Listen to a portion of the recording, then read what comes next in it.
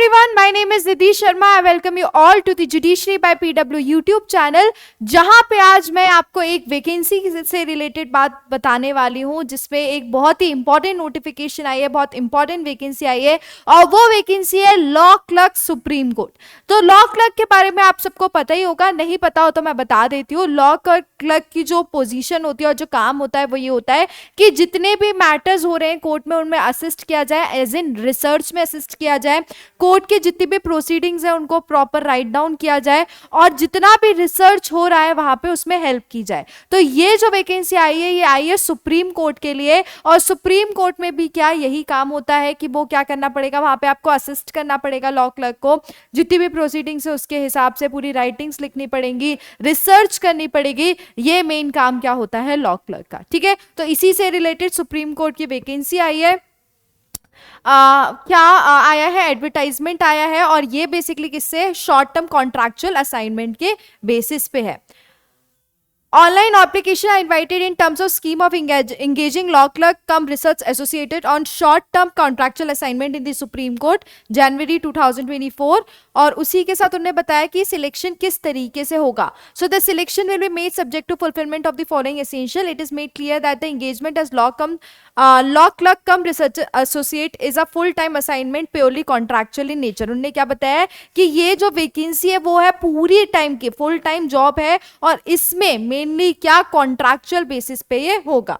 It will not confer any right on the selected candidates to claim regular appointment continuance in service in the Supreme Court of India. और इससे आप ये नहीं बोल सकते कि आपको रेगुलर अपॉइंटमेंट चाहिए सुप्रीम कोर्ट में, नहीं, क्योंकि ये क्या है, कॉन्ट्रैक्चुअल है, एक पीरियड के लिए आपको क्या किया जाएगा, इसमें अपॉइंट किया जाएगा। A law clerk will not accept any other assignment during the assignment term as law clerk. और इसी के साथ बहुत इंपॉर्टेंट कि जब वो लॉ क्लर्क होंगे तो उसमें वो दूसरी असाइनमेंट अपॉइंट नहीं कर सकते, ले नहीं सकते हैं।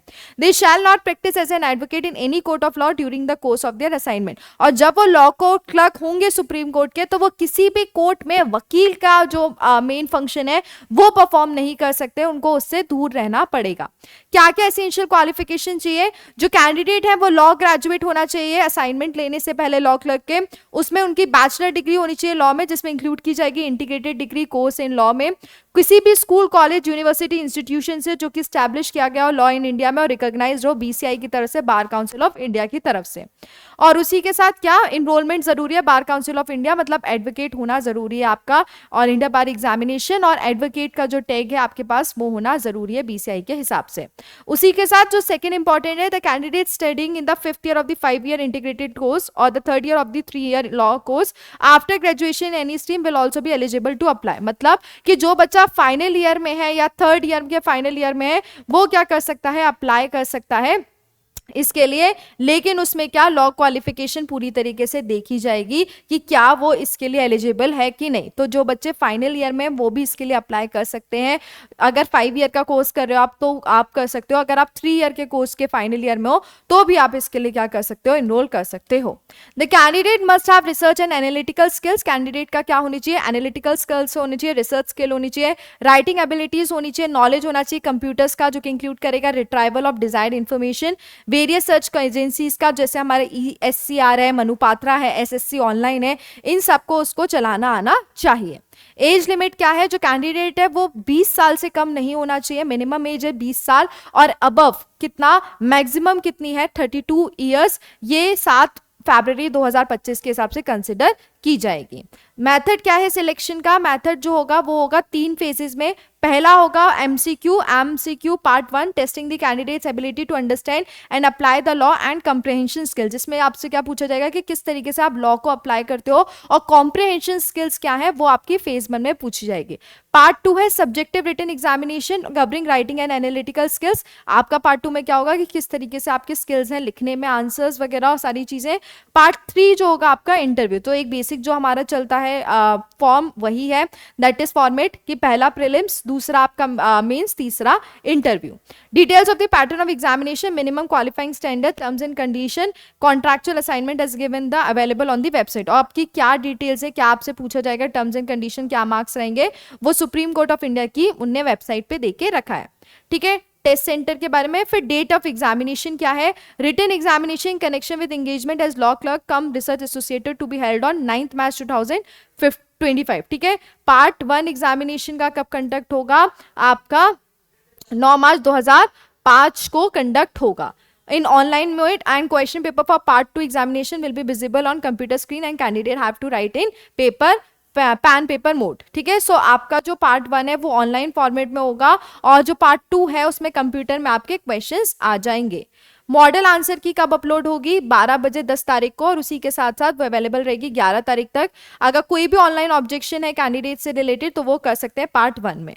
ओके, रजिस्ट्रेशन ऑफ एप्लीकेशन किस तरीके से करना है, एलिजिबल कैंडिडेट्स जो है जिनको लग रहा है कि वो कर सकते हैं वो अप्लाई कर दें।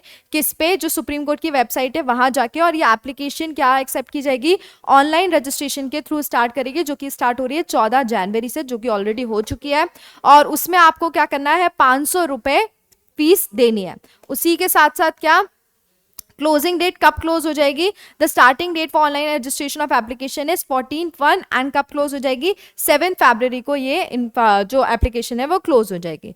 फिर ये जनरल इंस्ट्रक्शन दिए कि क्या क्या करना चाहिए रिटर्न एग्जामिनेशन में, किस तरीके से सारी कंडीशंस अप्लाई होंगी, किस तरीके से आपको पूछे जाएंगे चीज़ें, वो सारी चीज़ें इसमें आपकी जनरल इंस्ट्रक्शंस में दी हैं, ठीक है।